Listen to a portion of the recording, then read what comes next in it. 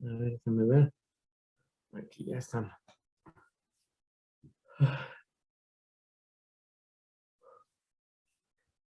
Bueno, vamos a empezar. Somos poquitos, somos 4, pero pues vamos a ir empezando. Y en primer lugar vamos a retomar y acabar el tema que se empezó a desarrollar el lunes pasado. ¿Sí? ¿Se acuerdan cuál fue? ¿Se acuerdan qué fue? Estábamos revisando qué cosa, la endocrinología, ¿no? Del aparato, la endocrinología de la reproducción. Entonces, no lo terminamos, nos faltó un poquito. Realmente nos faltan como cuatro diapositivas. Entonces, vamos a aprovechar este inicio de clase para, mientras van llegando sus demás compañeros,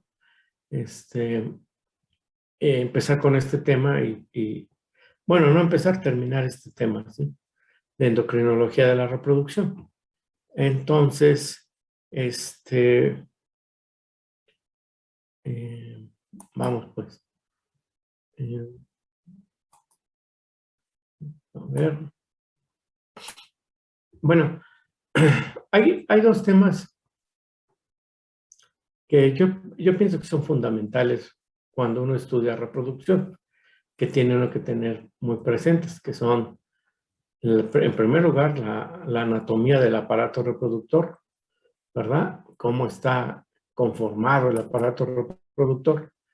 Y después, cómo es que ese aparato reproductor funciona, ¿verdad? Que básicamente vendrá a ser toda la parte de conocer la endocrinología, ¿no? La parte de endocrinología, porque en esencia es el sistema endocrino el que echa a andar, ¿sí? A funcionar todo el aparato reproductor, tanto de una hembra como de un macho.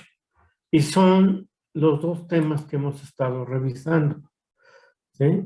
Desde la semana pasada. Entonces, son dos temas que de veras les recomiendo que los revisen, que los estudien, porque entendiéndolos, comprendiéndolos bien, les va a facilitar la comprensión de los diferentes temas que vamos a ir viendo durante lo que queda de este curso.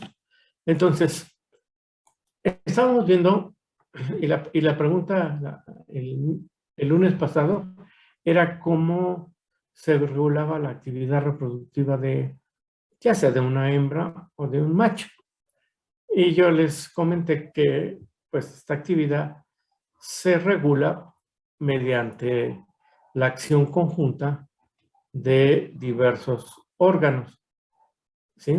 Que van a interactuar y van a interactuar básicamente a través de señales. Señales, ¿sí? Que conocemos ahora, bueno, que sabemos que en otras palabras son hormonas que van a liberar. Y esas señales, hormonas, llevan determinados mensajes. Por ejemplo, una señal puede ser, ¿sí? la que emite el hipotálamo al liberar la GnRH. La GnRH, un mismo nombre indica cuál es cuál es el mensaje que lleva. Es hormona liberadora de gonadotropina. Entonces, el mensaje que lleva es eso, ¿sí? Liberar gonadotropinas. Punto número 2. ¿Qué estructura es la que libera esas gonadotropinas? Pues es la adenohipófisis. Ya lo revisamos el lunes pasado. La adenohipófisis responde a ese mensaje, a esa señal y mensaje, pues liberando gonadotropinas, que también ya vimos que son dos, ¿sí? Las gonadotropinas que libera la hipófisis. Una llamada hormona folículo estimulante y la otra es una hormona llamada hormona luteinizante, que tiene una estructura común, son muy parecidas desde el punto de vista químico y que a su vez también van a servir como señales que llevan determinados mensajes. ¿Quién puede percibir, qué estructura puede percibir esas señales? Pues su mismo nombre lo indica, son gonadotropinas. Eso quiere decir que tienen una afinidad por la gónada. Y efectivamente la gónada, ¿sí? Las células de la gónada van a tener, ¿sí?, receptores tanto para FSH como para LH. Y las gónadas, ¿verdad?, van a responder a ese mensaje y a esas señales, liberando básicamente esteroides sexuales, ¿sí?, que pueden ser andrógenos, estrógenos, progestágenos, que van a actuar, como aquí ustedes pueden ver, ¿sí?, a 3 niveles diferentes. Van a actuar regulando la actividad del aparato reproductor, tanto de una hembra como de un macho. Van a actuar en el sistema nervioso central, ¿sí?, como pues regulando el comportamiento, en este caso, sexual de los individuos. Y tienen un papel también muy importante, son un medio para poder retroalimentar tanto a la hipófisis como al hipotálamo, para que estas dos estructuras regulen a su vez la síntesis y secreción de sus respectivas señales. Pues es sencillo, ¿no? O sea, se entiende muy bien. La actividad reproductiva está siendo regulada por la acción conjunta del hipotálamo, la hipófisis y la gónada, tanto en una hembra como en un macho. Entonces, por eso siempre estamos hablando, o comúnmente estamos hablando, de la actividad del eje hipotálamo, hipófisis, gónada, que es básicamente lo que va a regular la función del aparato reproductor, la conducta de los animales, la conducta sexual, y participa en esa retroalimentación. El lunes pasado revisamos todo este camino, revisamos la parte de hipotálamo, la secreción de GnRH, hipófisis, FSH, y nos quedamos aquí. Y es el punto de donde vamos a continuar. Ya nada más nos falta, bueno, pues esta parte final. Bien. Entonces vamos a ubicarnos aquí, en este punto, las gónadas. Entonces, aquí en esta figura, espero que sea sencilla, no lo contrario, tenemos básicamente, en primer lugar, las estructuras de un testículo, ¿sí? Y aquí en esta fotografía podemos ver claramente, ¿sí?, lo que sería el túbulo seminífero, y dentro del túbulo seminífero vamos a encontrar unas células llamadas células de Leydig, ¿sí? Y fuera del túbulo seminífero vamos a encontrar, perdón, me distraje. Dentro del túbulo seminífero vamos a encontrar unas células muy especializadas que son las células de Sertoli. Y fuera del túbulo seminífero, en los espacios intersticiales, encontramos unas células que les llaman así, células intersticiales o células de Leydig, ¿sí? Bueno, estas células, en el caso del macho, van a poseer receptores para las gonadotropinas, tanto para FSH como para LH. Y les comento de una vez, para LH, ¿sí?, las células de Leydig son las únicas que tienen receptores para LH. Para FSH son las células de Sertoli las que van a tener, ¿sí?, los receptores para esta hormona, ¿sí? Entonces, células de Sertoli, las que están aquí adentro del túbulo seminífero, poseen receptores para FSH. Las células que están fuera del túbulo seminífero poseen receptores para LH. Y algo similar ocurre en la hembra. ¿sí? En la hembra, aquí tenemos una fotografía del ovario de una yegua, ¿sí? Que tiene dos folículos y aquí apenas se alcanzan a ver, ¿sí? Más bien, sí, son dos folículos y aquí se alcanza a ver, ¿sí? Tejido lúteo. Entonces, en el caso de la gónada femenina, entonces tenemos una situación similar. Las células del ovario, ¿verdad? Y específicamente las células que están dentro del folículo, ¿sí? Del folículo ovárico, adentro va a haber unas células que son las células de la granulosa, que son análogas a las células de Sertoli. Y fuera del folículo va a haber unas células, ¿verdad? Que son rodeando al folículo, que son las células de la teca, ¿sí? Muy parecidas, ¿verdad? Y análogas a las células de Leydig. Y miren qué tan parecidas son que las células de la granulosa, las que están adentro, como las células de Sertoli, son células que poseen receptores para FSH. En tanto que las células de la teca, igual que las células de Leydig, poseen receptores para LH. Y en el caso de la hembra, en el caso del ovario, después de que ocurre la ovulación, este folículo se transforma en un cuerpo lúteo. Y aquí va a ver, básicamente está compuesto por células lúteas.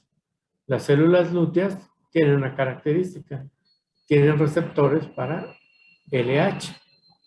Bien, entonces vean cómo las gonadotropinas de la hipófisis van a actuar sobre las gónadas, pero específicamente van a actuar sobre ciertos tipos celulares que hay en las gónadas. Y esos tipos celulares van a poder tener receptores para FSH, como son las células de Sertoli y las células de la granulosa, y pueden tener receptores para LH, como son las células de Leydig, la célula de la teca y las células lúteas. Ahora vean qué cosa tan interesante. Cuando la LH estimula ya sea a las células de Leydig como a las células de la teca, va a generar de ambas células la producción de andrógenos. Se empieza a producir andrógeno, ¿sí? Estos andrógenos, ¿sí? Principalmente bueno, en el caso del macho pueden pasar a la circulación o entran dentro del túbulo seminífero. En el caso del ovario, ¿sí? Estos andrógenos, ¿sí? Van a ponerse en contacto con la parte interna del folículo, con las células de la granulosa. Y en el caso anterior, con las células de Sertoli.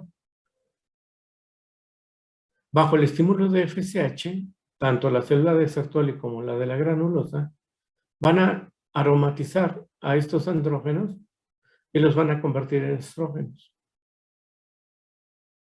¿Sí? Y de esta manera, estamos viendo que en un ovario y en un testículo se pueden producir andrógenos y se pueden producir, en ambos casos, estrógenos. En el caso del macho, se producen normalmente más andrógenos que estrógenos, pero se producen las dos hormonas. Y lo mismo sucede en el caso del folículo. El folículo puede producir andrógenos, pero principalmente estos andrógenos los va a convertir en estrógenos.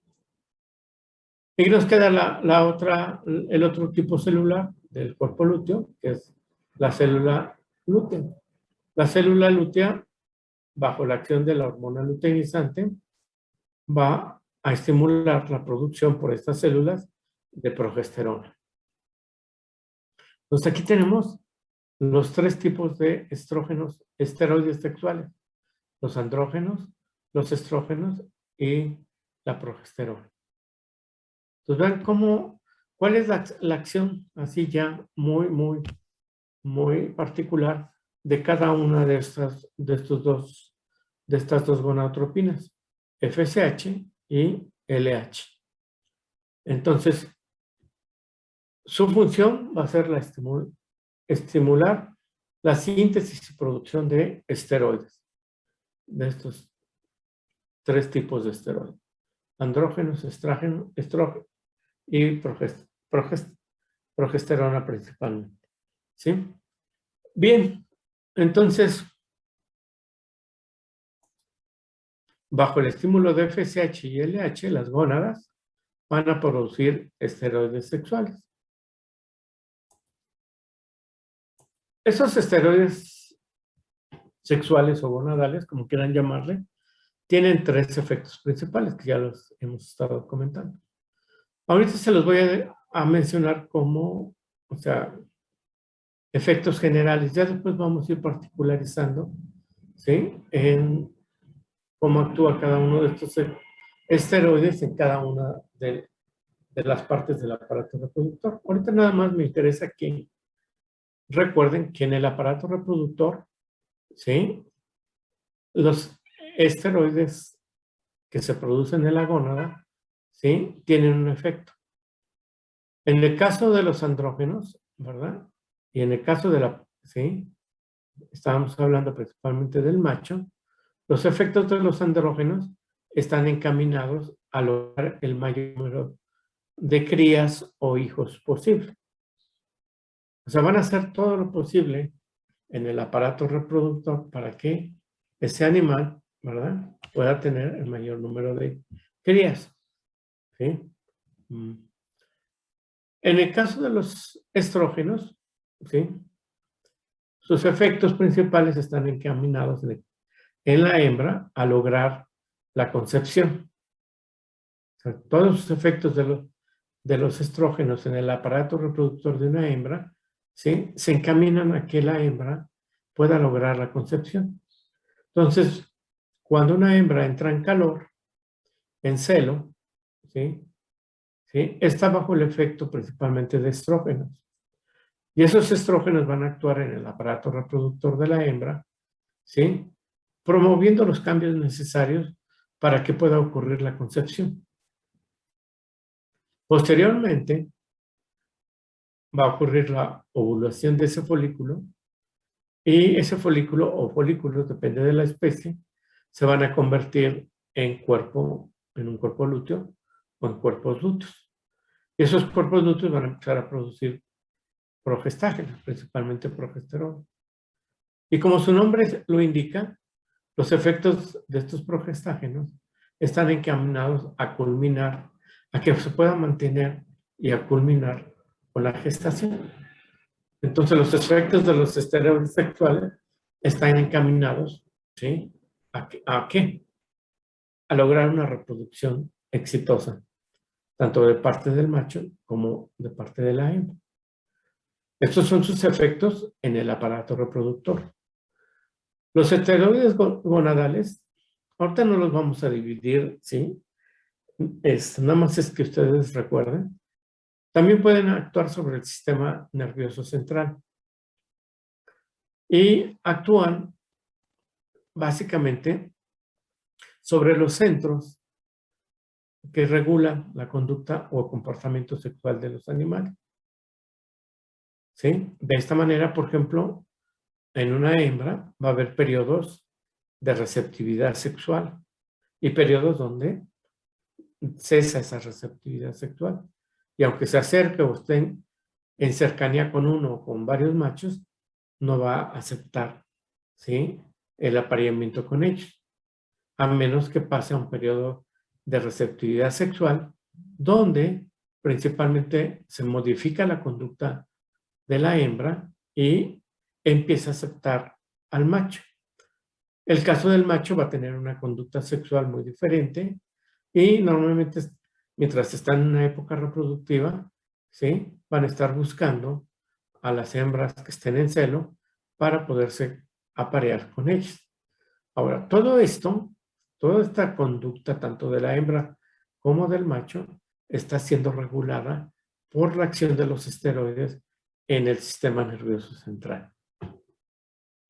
Y una tercera acción que ya también se las comenté, se las acabo de comentar, es el papel de los esteroides como mecanismo de autorregulación de la actividad del eje hipotalámico hipofisiario gonadal.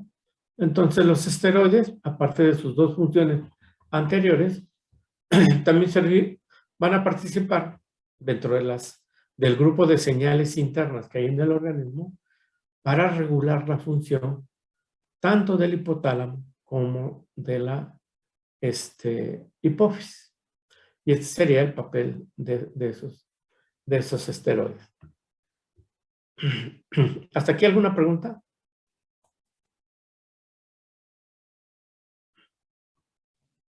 Ninguna, Doc. Todo bien. Gracias. Bien. Entonces, de esa manera se regula la función del aparato reproductor. Ahora, nada más como comentario, ¿sí? Ya que estamos en el ovario, nada más quiero dejarles muy clara la idea de que no solamente produce esteroides sexuales. En el ovario se pueden producir otras hormonas diferentes a los esteroides. Por ejemplo, el cuerpo lúteo de los rumiantes, aparte de progesterona, ¿sí? puede producir oxitocina. ¿Sí? Entonces, esa oxitocina, ¿sí?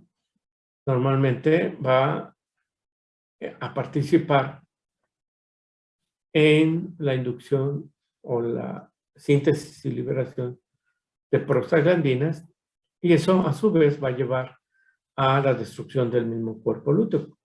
¿Sí? Paradójicamente, ¿sí? Va a terminar destruyéndose ese cuerpo lúteo que está produciendo oxitocina. Y esto funciona, ¿verdad? Esta producción de oxitocina en rumiantes, en la vaca, en la oveja, posiblemente en la cabra, y también en los rumiantes, también en el humano, ¿verdad? El cuerpo lúteo, ¿verdad? De la mujer puede producir oxitocina. El cuerpo lúteo también, en el caso de otra vez, de la vaca, en el caso de la cerda, puede producir una hormona muy, muy particular, muy diferente, que es la relaxina. La relaxina normalmente la ligamos su producción con la placenta. Bueno, pero en el caso de estas dos especies, la relaxina se puede producir también en el cuerpo lúteo. Y ustedes saben que participa de forma activa en todo el mecanismo tanto para mantener una gestación y para que posteriormente se pueda llevar a cabo un parto normal. Y son hormonas, oxitocina y relaxina, que se pueden producir en el cuerpo lúteo del ovario. El folículo también, no solamente el cuerpo lúteo, el folículo también del ovario, o los folículos del ovario, también pueden producir hormonas diferentes a los esteroides. Por ejemplo, aquí en los folículos se produce el factor de crecimiento, ¿verdad? Parecido a insulina, IG.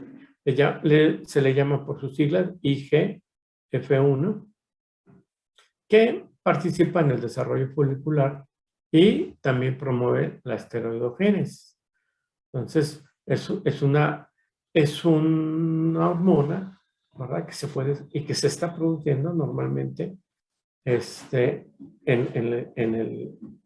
los ovarios. También, por ejemplo, no está aquí, no sé por qué no lo puse, pero en el ovario hay dos hormonas que se producen en el folículo, bien importantes, que son la inhibina, ¿verdad? Y la activina, que participan también en el control del desarrollo folicular.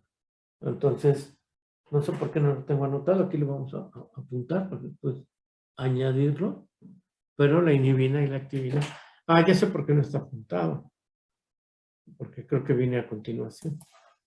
Exactamente. En el folículo entonces, ¿sí?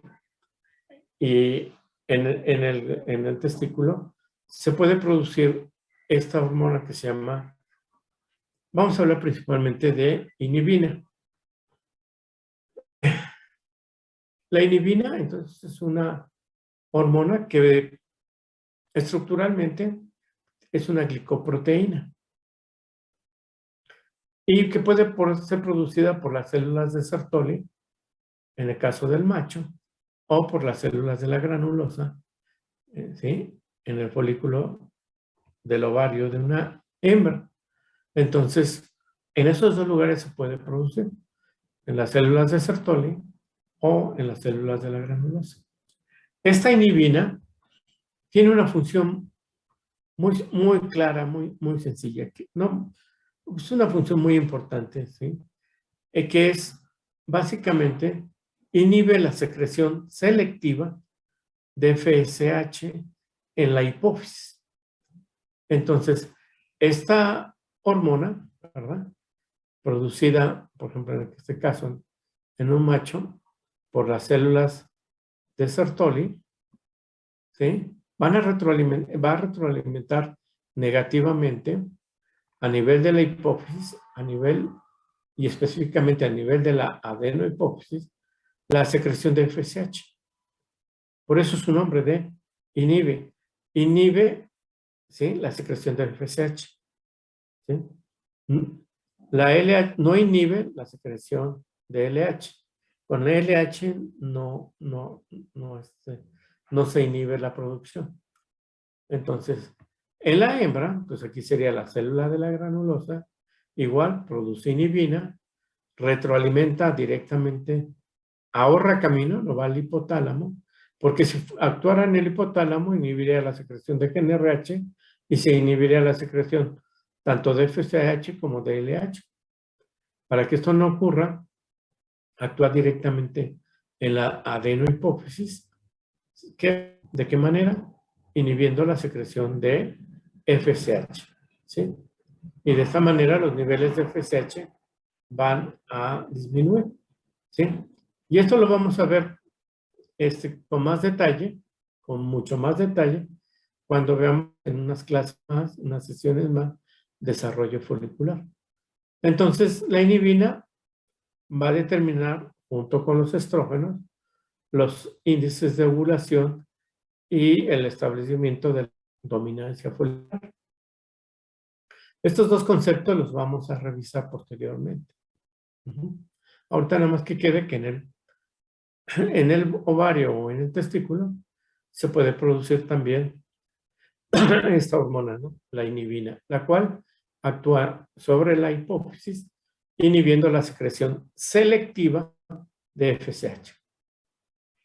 A mayor cantidad de inhibina, menor cantidad de FSH. Y viceversa. A menor cantidad de inhibina, mayor cantidad de FSH. Y la FSH está directamente relacionada, como su nombre lo indica, es la hormona estimulante del desarrollo folicular. Bien. Y vamos a terminar esta sesión con el útero. ¿Sí? Y ustedes se preguntarán, bueno, ¿por qué de repente aparece el útero? ¿Verdad? Bien. Pues en el caso de la hembra, va a regresar. Ajá. En el caso de la hembra, este eje, ¿verdad? Este eje formado por el hipotálamo, la hipófisis y la gónada, requiere también, ¿sí?, integrar al útero. Y ahorita les explico por qué. Y en el caso de que la hembra esté gestante, pues se hace más complicado, porque entonces este eje también tiene que integrar no solamente al hipotálamo, la hipófisis y la gónada, y al útero, sino y también tenemos que integrar dentro de este eje que regula la actividad, tendremos que integrar a la placenta como un órgano propio de la gestación, transitorio, pero necesario para la reproducción. La placenta, ¿sí? No la vamos a hacer, la producción hormonal de la placenta no la vamos a ver en este momento. Tenemos una sesión para esto, entonces lo vamos a dejar. Nada más vamos a comentar que el útero, les voy a responder por qué el útero es importante. El útero es importante porque El endometrio, ¿verdad? El endometrio uterino, ¿verdad? Posee unas glándulas que se llaman glándulas, ¿sí? Uterinas, ¿sí? Que están en esta parte, en el endometrio. Este endometrio uterino, ¿sí? Y estas glándulas van a producir prostaglandina, ¿sí? Una prostaglandina que se llama prostaglandina F2-alfa. O sea, es una prostaglandina del grupo F, ¿sí? Y que tiene una característica 2, además 2-alfa, ¿sí? Por su constitución química. Ahora, no nos metamos en mayores honduras y nada más lo importante es en este momento que la prostaglandina F2-alfa tiene una acción importantísima en los organismos, en el caso de la hembra, y es que causa la regresión del cuerpo lúteo. Destruye al cuerpo lúteo. Entonces, esta función es importante porque dense cuenta que si una hembra, por ejemplo, vas a pensar que una vaca sale el día de hoy en calor, por alguna razón no se le da servicio, ovula, forma un cuerpo lúteo, ¿verdad? Para volver otra vez a mostrar calor, ¿sí? Requiere que el cuerpo lúteo se destruya, porque mientras esté presente el cuerpo lúteo, la hembra no va a salir en calor. Como sucede, por ejemplo, normalmente cuando la hembra, en este caso la vaca, queda gestante. Cuando queda la gestante la vaca o una hembra, va a hacer todo lo posible para rescatar su cuerpo lúteo, para mantener la gestación a través de niveles altos de progesterona. Pero cuando no se le dio servicio o se le dio servicio pero no hubo concepción, la hembra, para poder tener otra oportunidad para salir en calor, ovular y concebir, ya no necesita al cuerpo lúteo. Entonces aquí es donde se hace o donde podemos ver lo importante de esta hormona. Esta hormona, si no hay un mecanismo que evite su destrucción, la hormona empieza a liberar prostaglandina F2-alfa, la cual va a destruir al cuerpo lúteo. Y esa hembra va a tener oportunidad nuevamente de mostrar celo y va a tener la oportunidad nuevamente de poder quedar gestante. Bueno, aquí nada más como detalle, ¿verdad? Es una hormona que se degrada en su mayor parte al pasar por pulmón. Esto es una característica importante que después la vamos a puntualizar, ¿sí? La hormona, la prostaglandina, curiosamente tiene 3 formas de poder llegar del útero hasta el ovario, ¿sí? ¿Sí? Entonces, una es a través, como lo conocemos, ¿sí? A través de la vía. Aquí tenemos una figura donde no está el cuerpo lúteo, ¿verdad? Está el ovario, el cuerpo lúteo, un cuerno uterino. Aquí podemos ver la vena ovárica y la arteria ovárica. Bien, ¿cuál sería la vía sistémica? Bueno, el cuerno uterino, ¿verdad? Produce prostaglandina, esta pasa a la circulación venosa y va a seguir una vía sistémica como conocemos. Esto ocurre principalmente, bueno, no principalmente, ocurre de esta forma en la yegua. Los rumiantes, otra vez los rumiantes, la vaca, la oveja, la cabra, tienen una vía, ¿sí?, de transporte de la prostaglandina que le llamamos vía local, no sistémica. Y es una vía corta para poder llegar al ovario. Miren, ¿qué pasa? Bueno, el endometrio libera prostaglandina, la prostaglandina, ¿sí?, empieza su viaje por vía, ¿cómo se llama? Venosa. En el caso de los rumiantes, la vena, ¿sí?, va a formar, junto con la arteria ovárica, una especie de plexo, como lo vimos, ¿sí? Un plexo, ¿verdad? donde se van a poner en contacto tanto la arteria como la vena, la parte arterial como la parte venosa. En el caso de los rumiantes, esto facilita la difusión de la prostaglandina de la parte venosa hacia la parte arterial. Y la parte arterial es la arteria ovárica. Entonces, de esta manera puede llegar por vía corta la prostaglandina al cuerpo, al ovario, y con ello al cuerpo lúteo. Y a esto le llamamos vía de transporte local o corto. Y hay una que es mixta, que utiliza tanto la local como la sistémica, es la que utiliza, ¿verdad? Este sistema mixto de transporte de prostaglandinas es el que utiliza la cerda. Entonces, por eso es importante el útero, y por eso lo tenemos que integrar, ¿verdad? A ese eje reproductivo, a ese eje hipotalámico, hipoficiario, gonadal. ¿Sí? En el caso de la hembra, tenemos que integrar al útero, por lo que les acabo de explicar. ¿Sí? Y cuando la hembra está gestante, pues tenemos que integrar además a la placenta, ¿sí? Como órgano regulador también de la función del aparato reproductor, de la conducta sexual, y como mecanismo también van a formar parte de los mecanismos de retroalimentación para regular la función principalmente del hipotálamo y en menor proporción de la hipófisis. Bien, con esto terminamos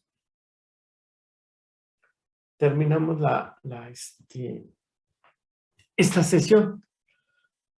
Y esta sesión, pues hemos estado hablando de hormonas. Entonces, miren, yo les voy a pedir como segunda tarea, ¿verdad? Hoy tienen que entregar, es la fecha límite, me parece, para entregar la primera, ¿sí? Entonces, como segunda tarea les voy a pedir, ¿verdad? Que hagan, ¿verdad? Un cuadro donde incluyan, esto los vamos a poner en el tablón o en el, ¿cómo le llaman? Tablón o en el pizarrón del classroom del departamento, de nosotros, no del departamento, de nuestro grupo. Entonces van a hacer este ejercicio que es sencillo, pero es un ejercicio muy útil, ¿sí? Y sobre todo es importante porque es necesario que ustedes se vayan adentrando en el conocimiento de las hormonas. Entonces van a hacer un cuadro, ¿verdad? Esto no necesitan copiarlo en este momento, pero bueno. Donde van a indicar el nombre de la hormona, aquí está ya, aquí ya está lleno. Y son las hormonas que hemos estado viendo que participan en procesos reproductivos, ¿verdad? El GnRH, las gonadotropinas. Aquí aparecen las gonadotropinas que no las hemos visto, pero bueno, de una vez las incluimos. Las gonadotropinas coriónicas o placentarias, los esteroides, la prostaglandina, la melatonina y la oxitocina. Aquí van a colocar cuál es la naturaleza química de cada una de ellas. Ya la tienen, ¿verdad? Lo que vimos hace el jueves pasado. Ya no me acuerdo bien, pero creo que fue el pasado jueves. Aquí, esto sí, van a buscar el nombre de un producto comercial que contenga cada una de esas hormonas. Van a poner también de ese producto comercial cuál es el principio activo, ¿sí? Por ejemplo, puede ser, a ver, aquí el progestágeno puede ser naturaleza, pues un esteroide, ¿verdad? Es un progestágeno. El producto comercial, vamos a pensar que sea, a ver, ¿qué podría ser? Bueno, podría ser el producto comercial es Crestar. Y el principio activo, el progestágeno que maneja, es un progestágeno que le llaman Norgestomet, ¿sí? Y dice en la siguiente, ¿es forma natural o análogo? Sintético, es un análogo sintético. Vía de aplicación. Pues este es en implante, ¿sí? Por vía subcutánea. Usos, bueno, aquí con que coloquen usos, uno o dos ejemplos más que suficiente, por ejemplo, para la inducción y la sincronización de estros en vacas. Perfecto, ya lo llené.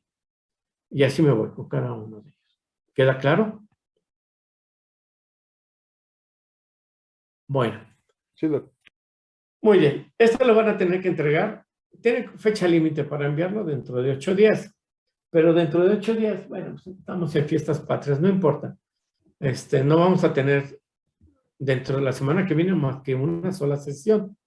Pues nos tocó 15, no, 14, no, 15 y 16, miércoles y jueves. Entonces, no hay labores de una vez. Les digo, pero sí pueden mandar, empezar a hacer su cuadro, ¿no? Sí, pues en cuanto lo tengan, pero que sea antes de el, bueno, a más tardar dentro de 8 días. Bien. Es importante que lo hagan. No es nada más para mantenerlos ocupados, es para que se empiecen a adentrar, en este caso, con los nombres de las comerciales de las hormonas, con los nombres de sus principios activos. A veces, bueno, ponle, este trae Norgestomet. Mi madre, ¿qué es eso? A veces que les están dando, a veces manejamos el nombre de la hormona, a veces manejamos ya del producto, y a veces manejamos el producto, el principio activo del producto. Son tres cosas, ¿sí?, que nos pueden confundir. Entonces, para que ustedes se vayan adentrando en este mundo, van a realizar esta segunda tarea. Bien, con esto terminamos, terminamos esta sesión. ¿Tienen ustedes alguna pregunta? Bien. Sí, Doc, yo le quería preguntar algo. Sí. La adelante. la primera pregunta era, ¿de dónde dijo que salían la oxitocina y la relaxina? O sea, ¿de dónde se producían? Normalmente se producen, la oxitocina, lo vimos ayer, antier, en el hipotálamo, en los núcleos supraópticos paraventricular. Pero en el caso, lo acabamos de ver, ¿no? En el caso de los rumiantes, ¿sí?, el cuerpo lúteo del ovario puede producir oxitocina. La relaxina normalmente se produce en la placenta, en unas células muy especiales que se llaman células del sincitio. Pero ahorita no te preocupes por eso, se produce en la placenta. Pero en el caso de la vaca y de la cerda, ¿sí?, el cuerpo lúteo de estas dos especies también puede producir relaxina. Ok. ¿Queda claro? Sí, Doc. Y bueno, y ya por último, entonces, lo que sería la oxitocina, también sería la que produce la progesterona F2-alfa en el útero. A ver, otra vez, no te entendí. Que si la oxitocina también sería la que produce la progesterona F2-alfa en el útero. No. No, la F2-alfa no es progesterona. O sea, a ver, ya te entendí. La hormona que se produce en el endometrio del útero se llama prostaglandina, que es muy diferente a la progesterona. Son dos hormonas totalmente diferentes. La que se produce en el endometrio del útero, ¿sí?, y que destruye al cuerpo lúteo se llama prostaglandina. Ok, ¿sí? ok. ¿Sí? Ahora, su síntesis y secreción es promovida por la oxitocina. Después lo vamos a ver cómo lo hace la oxitocina. ¿Sí? Entonces, la oxitocina, ya sea de origen hipotalámico o lúteo, ¿verdad? Va a desencadenar, puede desencadenar. De hecho, participa en el proceso para la síntesis y liberación de prostaglandina a través de todo un mecanismo donde hay otras estructuras que van a participar. Estructuras dentro de la célula del endometrio. O sea, la oxitocina va a llegar a la célula del endometrio y ahorita lo vamos a dejar así. Va a estimular la liberación de oxitocina, porque también, o sea, la oxitocina llega al endometrio, favorece la producción de receptores estradiol, después llega el estradiol y estimula la liberación de sintetasa y de la sintetasa se convierte, empieza la conversión a prostaglandina y la prostaglandina actúa sobre el cuerpo lúteo. Pero vamos paso a pasito. ¿Sí, Oscar? Ok, sí, muy bien. En este momento la oxitocina llega a las células endometriales, independientemente si viene del hipotálamo o de la, ¿cómo se llama? O del cuerpo lúteo, llega a las células endometriales y estimula la secreción de prostaglandina F2A. Importante, importante que hagas la diferencia entre lo que es prostaglandina y lo que es un progestario. Sí, sí, me confundí en esas dos. Nada más no te preocupes porque si tú en lugar de una vaca quieres meterle progesterona para X efecto y le metes prostaglandina, ¿sí? Tienes efectos completamente diferentes. Pero está bien. Okay. Sí, muy bien. Bueno, entonces, con esto terminamos esta sesión y nada más, ya que, ahora sí que ya está casi el grupo, todavía nos faltan uno. ¿No? ¿Cuántos somos? Como, pues no sé cuántos somos, pero bueno, les comento.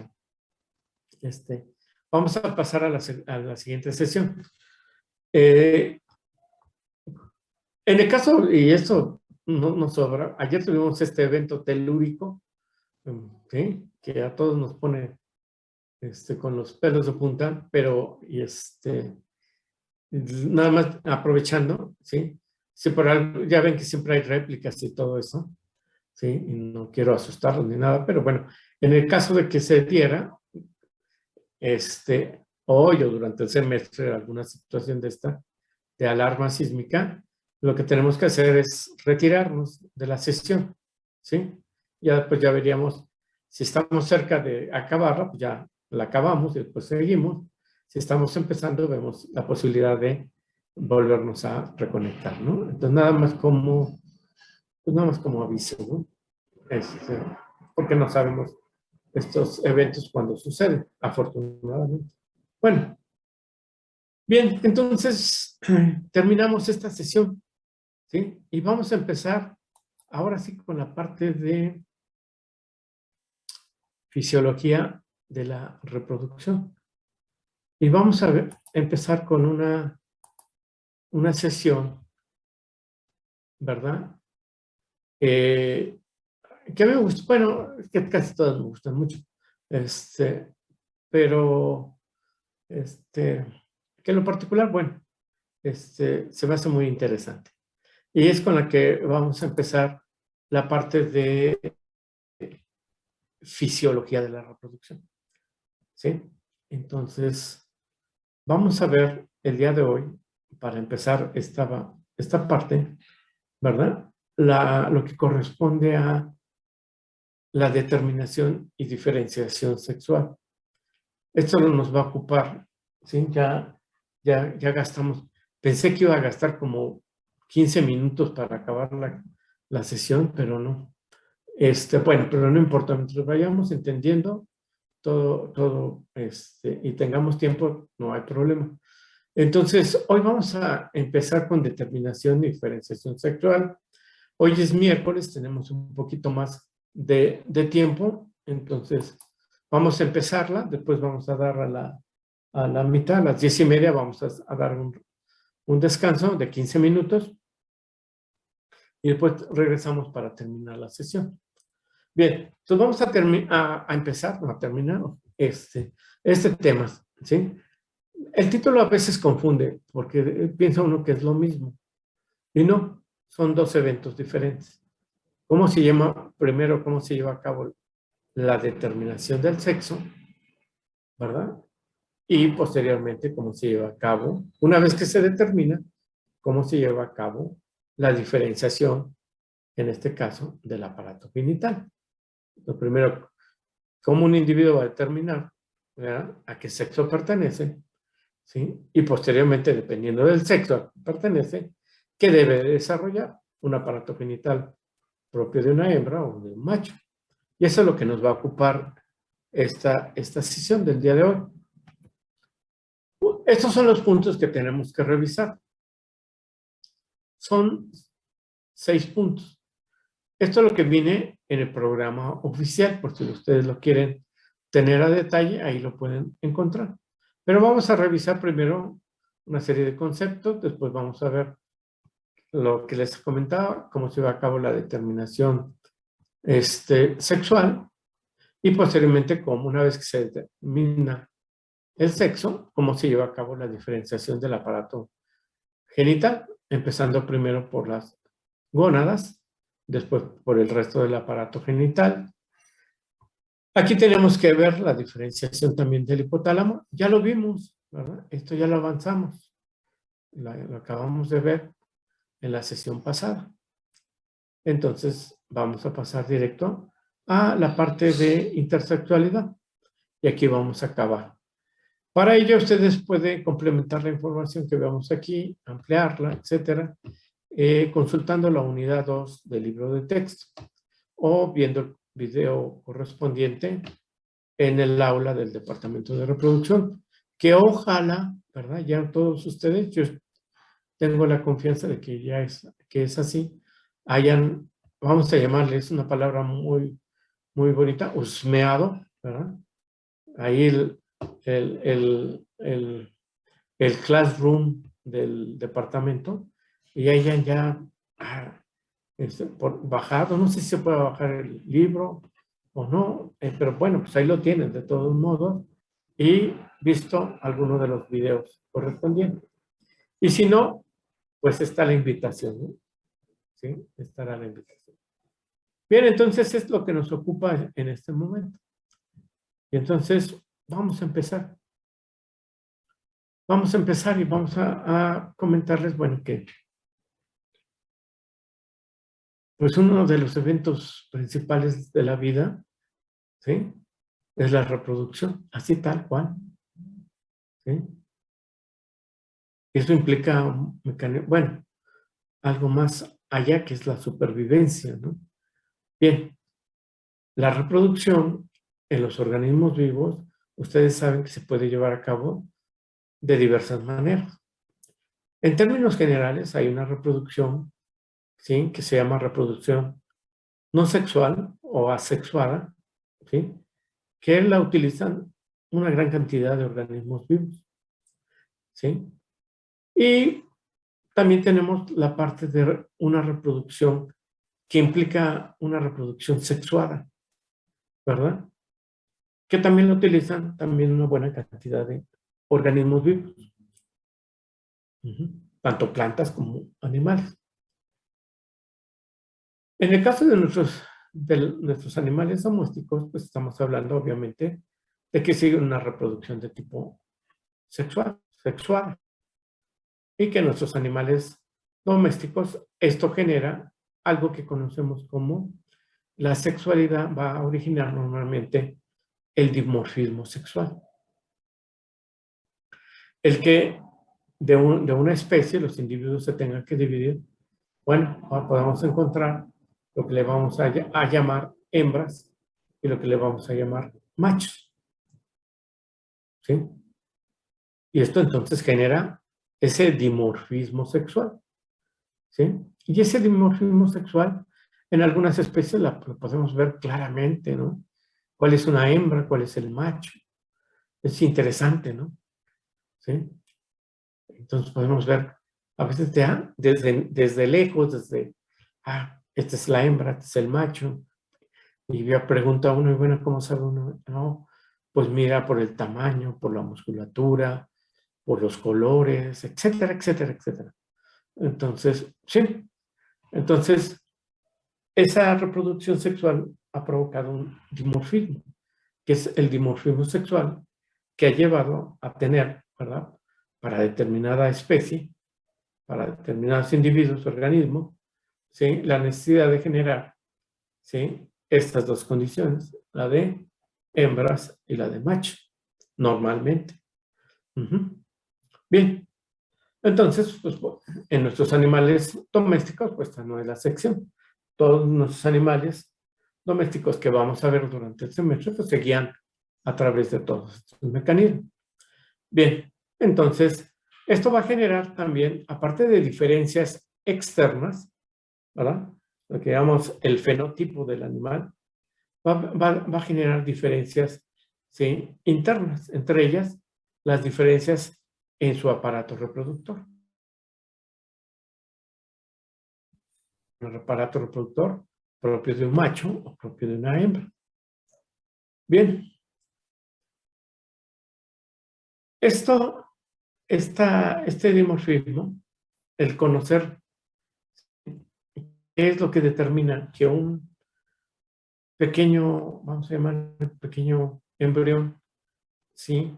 Dirija su diferenciación sexual hacia lo que podría ser un aparato genital propio de un macho o propio de una hembra, ¿sí? ¿Qué es lo que lo determina? Y esta es una historia muy larga que yo les invito cuando tengan la posibilidad. Ahorita estoy alejado, pero les voy a recomendar un libro. Espero que esté por ahí. En la pausa lo busco y se los presento. Es un libro que ojalá lo puedan. Si les gusta esta área, es muy bonito para estarlo revisando, leyendo. Entonces, es una historia larga, el contestar esta pregunta. Y es la historia de cómo el hombre ha ido avanzando, cómo su interés por conocer lo ha llevado, ¿verdad?, a ir avanzando en esto. Y dentro de tantas áreas del conocimiento, una de estas ha sido de siempre, ¿qué es lo que determina, verdad, esta situación? Que nazca una hembra, que nazca un macho. Y esta historia es larguísima. Aquí nada más hay 4 ejemplitos que son eso, para que ustedes se ubiquen. Y, por ejemplo, un filósofo, un gran pensador, Anaxágoras, ¿verdad? Aproximadamente 500 años antes de Cristo, él propuso que el sexo se determinaba de la siguiente manera, que si el semen, ¿verdad?, provenía del testículo derecho, iba a generar machos, así de simple. Y por el contrario, si provenía del testículo izquierdo, producía hembras. Eso es increíble, porque esto generó hasta que todavía muchos años después, ¿verdad? ¿Sí? Siglos después, ¿sí? Hubiera personas, sobre todo de la realeza, en ciertas realezas, que guiándose por este pensamiento de Anaxágoras, ¿sí? Y ante la necesidad de tener, en la realeza siempre hay esa necesidad de los hijos varones, ¿verdad? Pues hasta llegaban a extirparse, a quitarse el testículo izquierdo, para que tuvieran esa seguridad de que iban a tener un hijo. Pues ya ustedes se imaginarán lo que habrá pasado. Pero desde ahí empezaba todo eso. Después, tiempo después, no mucho tiempo después, en la escala del tiempo, otro filósofo también dijo, bueno, el señor Aristóteles, ¿verdad?, dijo lo siguiente, y esta deducción la trajo observando a las ovejas y cabras. Y él veía que durante las épocas de vientos cálidos, se producían más machos. Y esto llevó a algo hasta de risa, ¿no? O sea, ahora lo vemos y lo oímos y, ¡ay, cómo puede ser! Bueno, pues es que antes, bueno, el conocimiento pues estaba apenas generándose, ¿no? Como ahora, pues seguimos en esa parte. Entonces decían, bueno, esto, entonces si esto es así, entre más entusiasmo, más calor durante la cópula, ¿sí? Generaba varones, en el caso de los humanos, ¿sí? Y bueno, ahí está. Sí. Antes de llegar al siglo XIX, ¿verdad? Aquí tenemos la copia, ¿verdad? De este libro que les recomiendo, ya lo tomé de ahí, ¿sí? Y en este capítulo hablan de la semilla del hombre. Pues hablan de dos cosas. El hombre aportando la semilla que iba a generar al nuevo ser, individuo, y la mujer como la parte que iba a incubar a esa semilla. Entonces, este señor, ¿verdad? ¿Dónde está su nombre? Nicolás Hartzocker, algo así. No le alcanzó a ver muy bien. ¿Sí? En 1694, ya avanzó el tiempo, él planteó en su libro, ¿sí? Algo así que le llamó homúnculus.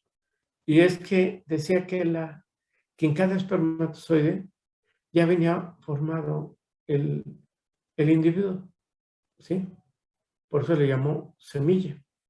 Y que había unos espermatozoides que atraían al varón, o otros que traían a una mujer, o a la hembra o al macho, ¿verdad? Entonces, pues ya se aventó a dar otra explicación. Bueno, es bien interesante esto porque es hasta divertido estar viendo cómo el hombre va generando sus conocimientos, pero no tenemos tiempo para eso. En el siglo XIX, vamos a cortar camino, ya se había descubierto, obviamente el señor Leeuwenhoek, con su microscopio, empezó a observar a esas semillitas que provenían o que las encontraba en el semen. Y ya se adelantó esto, ya que en el siglo XIX ya se consideraba que los niños, ¿verdad? Ya provenían de células sexuales. Niños en general, niños y niñas, ¿sí? ¿Sí? Ya provenían de células sexuales. Pero además, él, más o menos apoyándose en Anaxágoras, decía que, bueno, esas células sexuales, ¿verdad? Descargadas, ya hablaba nada del testículo, sino del ovario derecho, generaban niños. Y por el contrario, otra vez del izquierdo a la niña, ¿sí? Entonces, bueno, por lo menos ya hablaba de células sexuales, ya no hablaba de semen. Bueno, pues el camino también lo tenemos que recortar mucho, ¿verdad? Hoy sabemos más cosas. Hoy sabemos que si yo les pregunto, bueno, pues esto es simple, doctor, ¿sí? Sabemos que la determinación sexual en nuestros animales domésticos está dada por componentes genéticos, ¿verdad?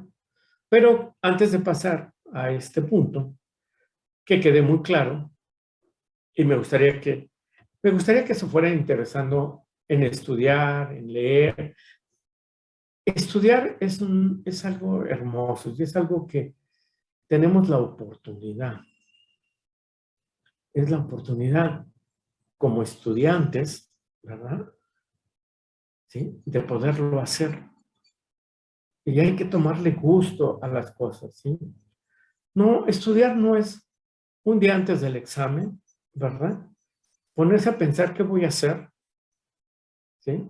Y lamentablemente, y es una de las cosas de las cuales en nuestra facultad y en otras se platica mucho de lo que gastamos de tiempo, y esto es para evitar que hagan trampa, que evitar que copien, que sean deshonestos durante el examen. Esto es realmente triste cuando está hablando uno así es la palabra, las dos palabras, estudiantes universitarios. Estudiar es esa oportunidad, ¿verdad? De conocer. Y esto se hace poco a poco. Es como el bebé cuando empieza a caminar. Si nunca lo han hecho, pues no saben. Hay que aprender también cómo hacerlo. Y una de las formas de acercarse al conocimiento es a través de lecturas, ¿verdad? Sencillas que nos vayan a acercar. ¿Sí? Sobre todo, bueno, aquí pues, la invitación es para la parte de reproducción, ¿verdad?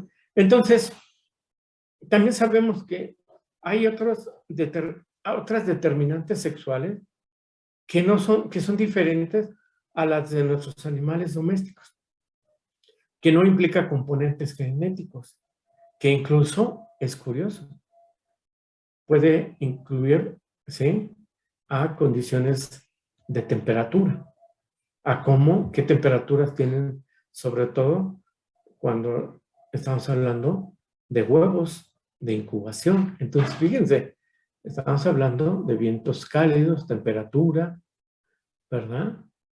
De incubación. Entonces, ¿cómo se van juntando estas cosas? ¿Sí? Y esta temperatura puede modificar, ¿verdad? Si hay más, no modificar, determinar qué sexo van a tener sus individuos. O hay una cosa muy bonita, no tenemos tiempo, pero en la población, la densidad de población también puede afectar esa determinante, ¿sí? Entonces, por ejemplo, algo que se me viene ahorita a la mente es cómo se ha visto y hay evidencia que después de estas guerras terribles, donde miles de gente, sobre todo hombres, mueren, después genera que el nacimiento, en este caso, de niñas sea mucho mayor, después de hombres, perdón, después de esas guerras. Entonces son cosas también, y no las podemos explicar, estamos como Anaxágoras y Aristóteles, ¿sí? Pero que ojalá que algún día alguno de ustedes se adentre en este mundo del conocimiento. Pero bueno, ya vamos a pasar a lo siguiente. Entonces, nuestros animales domésticos, ¿sí?, esa determinación, si es hembra, vamos a llamar hembra o macho, está dada por componentes genéticos. Ya saben cuáles son, ¿sí? Nada más se los voy a indicar, ¿verdad? Pero ya saben ustedes cuáles. ¿Cómo se determina el sexo, verdad? En nuestros animales domésticos, bueno, pues es una determinación que le llamamos determinación cromosómica del sexo. En nuestros mamíferos domésticos, ¿sí?, la determinación del sexo, como dice aquí, es dependiente ¿de qué? De los cromosomas sexuales. Y esta es otra historia que forma parte de la anterior. Cómo se descubrió todo esto, ¿sí? Que no solamente había células sexuales, después pasar de las células sexuales a toda esta situación de los ¿cómo se llama? De los cromosomas, de los genes, etc. Bueno, entonces en nuestros animales domésticos la determinación del sexo es dependiente de los cromosomas sexuales. ¿Se acuerdan? ¿Sí?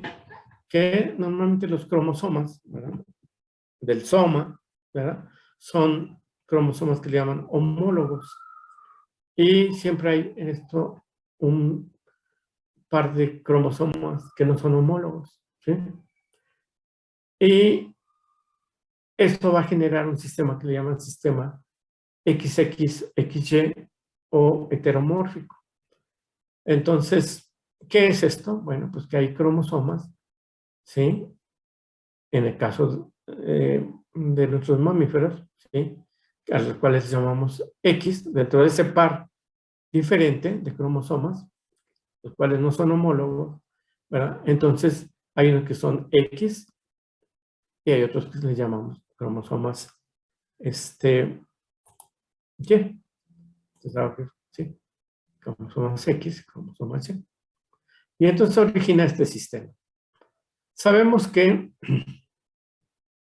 en el caso de las hembras, ¿sí?, las hembras poseen un sexo cromosómico homogamético. ¿sí? Porque tienen los mismos gametos, XX. Que en el macho es diferente. Tiene un sexo heterogamético porque tiene una composición XY. Por lo tanto, esto lleva a un punto importante, que es, ¿sí? En el caso de la hembra, todas sus células sexuales, ¿verdad? ¿Sí? Al formar, va a tener únicamente como componente el cromosoma X. En el caso del macho, los espermatozoides, ¿sí? ¿Verdad? Al convertirse en haploides, pueden tener, ¿sí? Un cromosoma X o un cromosoma Y. Y depende de lo que suceda durante la fertilización, esto puede generar un individuo con esta carga, ¿verdad? Con estos cromosomas, con esta carga genética, que va a dar origen a una hembra, o con esta carga, ¿verdad? Que va a dar origen a un macho. Y de esta manera se determina de forma, hay una determinación cromosómica o genética del sexo. Esto creo que no hay que llegar a más, porque, bueno, lo conocemos, ¿sí? Ya de algún tiempo, ¿verdad? Bien, entonces eso es lo que señala qué es lo que se va a originar, ¿verdad? Ese embrioncito indiferenciado, ya, perdón, ya me fui más adelante. En el momento de la fertilización, ¿verdad? Es el momento en que se va a determinar la carga, ¿sí? Genética, ¿sí? En este caso, si es XX o es XY. En ese momento se determina el sexo del individuo, en el momento de la fertilización, ¿sí? Pero jóvenes, ¿sí? En ese momento también puede empezar a ocurrir alteraciones. Esto sería, vamos a llamarle, lo que sucede normalmente. Pero puede haber en este momento ya lo que le llamamos, y que vamos a ver después, en este momento no lo vamos a ver, errores en la durante la fertilización. ¿Qué pasa? Que aquí nada más sea X0 o XXX o XY, otra Y, o XXY. Eso es un error. Dentro de estos mamíferos que estamos viendo, ¿sí? Incluyendo al hombre, esto ya es un error al momento de la fertilización. Y desde ese momento, ¿sí? Puede, pues entonces, hay algo que va a alterar esa determinante, ¿verdad? Sexual de orden genético. Bueno, pero vamos primero por lo normal, ¿sí? Así. ¿Hasta aquí alguna pregunta? Ninguna, No, gracias. todo bien. Bueno, muy bien. Ahora miren, ya está todo dar esto. Ya determina en el momento de la fertilización es cuando el individuo que se formó ya sabe cuál es esa carga, XX o XY. Ahora, otra cosa, bueno, cuando vean aves, les van a cambiar todo esto. Tenemos una sesión de aves, y es una sesión muy bonita, ¿sí? Esta sesión de aves, reproducción de aves. Les van a cambiar aquí las X por Z, y entonces yo los invito a que no falten a esa sesión. Ahorita no lo vamos a hacer porque vamos paso a paso, ¿sí? Bueno, ahora, ¿cómo se lleva? Ya está la determinación. Es una hembra, es un...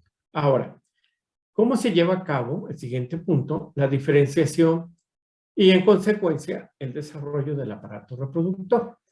Bueno, para ello vamos a tomar es una fotografía muy hermosa. Después del descanso les enseño los dos libros, son maravillosos.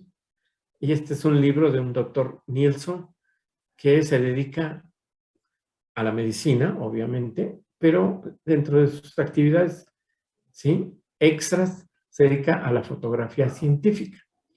Y durante el curso vamos a ver muchas fotos que he tomado de su libro, ¿sí? Este es el libro, así se llama, la editorial y el año. Uy, doctor, sí, pues ya tiene sus años. Pero bueno, pero es un libro que en su momento a mí me impactó. Me impactó, después me lo pidieron prestado, después me lo pidieron prestado unos profesores de educación básica, que anduvo varios años rodando hasta que lo volví a recuperar. Bueno, lo que estamos viendo, sí, es un feto, ¿sí? Después ya vamos a ver qué diferencia hay entre un embrión y un feto. Este es un fetito. Vamos a tomar el embrión, el feto, y vamos a ubicar dos puntos. Uno, el que está aquí en el círculo verde, es la parte contraria a la parte cefálica, y esta parte le vamos a llamar cloaca, ¿sí? Y otro que está aquí con una rayita verde, que está casi dividiendo al embrión en dos partes. Y está tratando de señalar, porque no es muy preciso, el área, sí, que le llamamos mesonéfrica, o es el área donde se van a estar formando dos sistemas, ¿verdad? O dos aparatos, el aparato reproductor y el aparato urinario, que se van formando en cierta forma de manera conjunta. Están en un área que se llama área mesonéfrica. Bueno, ahora vamos a hacer algo, ¿sí? Qué bueno, pues lo podemos hacer aquí. Hagan de cuenta que podemos partir el embrión así, a la mitad, para ver qué es lo que hay en esa área. Pues lo vamos a partir hipotéticamente, ficticiamente, y esto es lo que veríamos. Ya lo partimos a la mitad, ya en esa área, ¿sí? Entonces lo que veríamos, pues veríamos esto, una cosa como esto, muchas estructuras, ¿sí? Que empezaría uno, esto es lo interesante, bueno, ¿qué es esto? ¿No? Bueno, no vamos a describir todo porque no es el tiempo, pero podríamos dirigirnos a la parte central del corte y ver que a ambos lados de lo que podría ser la línea de la mitad, la línea media, hay unas protuberancias de un lado y del otro, ¿verdad? Hay esas protuberancias, ¿sí? Y esas protuberancias son bien interesantes porque son el origen, ahí está, se está originando la gónada. Y por eso a estas protuberancias, que también le llaman en algunos textos crestas, está bien, crestas o protuberancias gonadales. Este es el origen de la gónada. Pero también hay un sistema de conductos. Aquí hay uno, aquí hay otro, ¿sí? Que se están formando, ¿sí? ¿Se acuerdan que el aparato reproductor es una gónada y un sistema de conductos?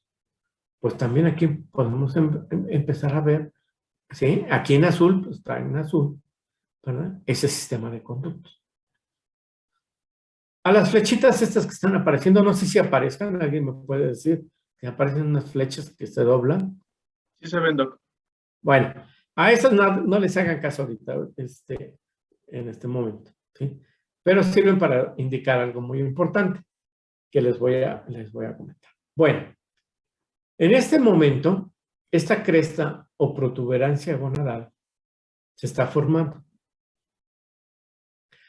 Posteriormente, a medida que se va formando, ¿verdad? Que va creciendo, ¿sí? Le van cambiando de nombre y empieza a ser llamada como gónada primitiva.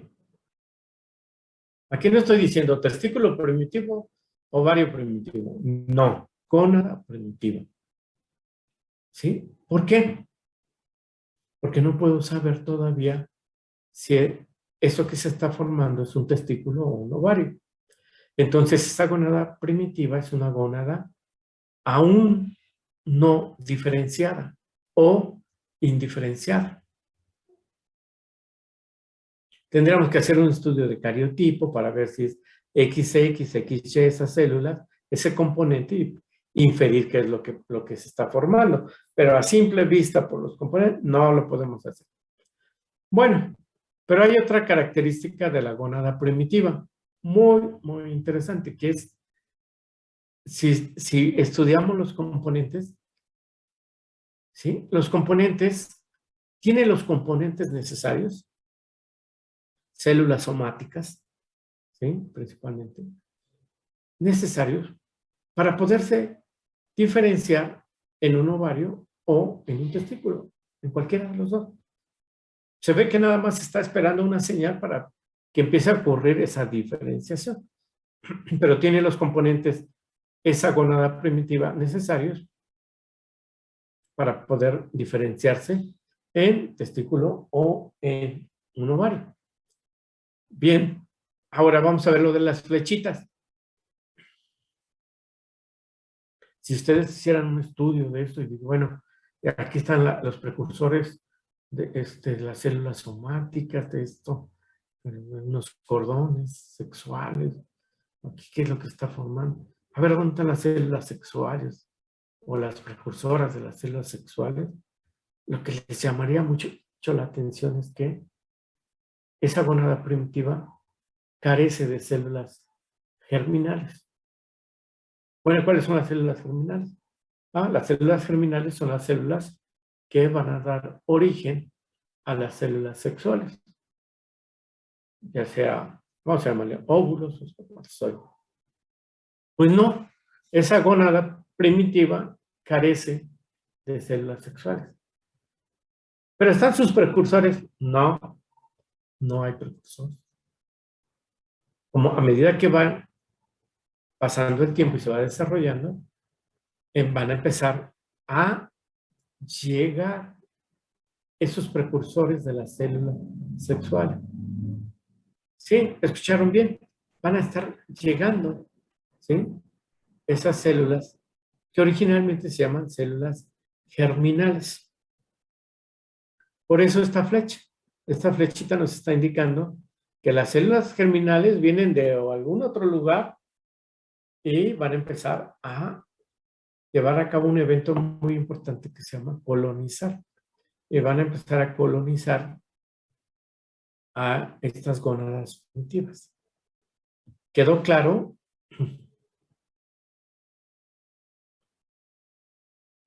Sí, doctor. Muy bien. Muy bien. Y bueno, pues vamos a seguirle antes de tomar una pausa. Vamos a acabar con esto para no dejarlo. Entonces, la gónada primitiva, ¿sí? Ya quedamos en el punto de carece de células sexuales. Y miren, aquí tenemos igual, otra vez, esta es una imagen del embrión, del fetito que está en formación, ¿verdad? Y aquí lo tenemos. Está dentro de un saco, ¿verdad? Que normalmente después le vamos a llamar saco alantoideo. No, perdón, saco amniótico. Y hay un saco inicial que se llama saco vitelino. ¿Sí? Que es de donde va a tomar, ¿sí? Puede tomar, ¿verdad? Parte de sus nutrientes. Pero bueno, aquí lo que queremos saber, bueno, ¿y dónde están las células? Esas precursoras, esas células germinales. Pues las células germinales están fuera de lugar. Están en una región que se llama epiblasto. El epiblasto, para que ustedes se ubiquen, es la unión del saco vitelino, este es el saco vitelino, e intestino primitivo. Esta es parte del intestino que está aquí en amarillo. En esa unión, o epiblasto, ahí se encuentran las células germinales. Oiga, doctor, pues están muy lejos de donde deben de estar. Pues sí, sí, sí. Entonces, pues tienen que migrar esas células, ¿verdad? Esto nos hace pensar que tiene que haber una migración desde este punto. Miren, aquí ya está nuestro embrioncito, como lo teníamos, ¿verdad? Aquí está, ¿qué? Aquí está el epiblasto, aquí están las células. Pues sí, las células tienen que migrar por ese intestino primitivo, ¿verdad? Hasta llegar a dónde? A las protuberancias o crestas genitales. Y ahí empezar a colonizar. Ahí están las flechitas otra vez. Muy bien. Y empiezan a colonizar. Ah, muy bien. Hasta ahí vamos. Entonces ya empieza a ocurrir la colonización. Después de la colonización va a empezar a ocurrir un proceso de... Ay, déjame, creo que me salté una. No, no me salté. Pues no, a ver, no sé qué hice.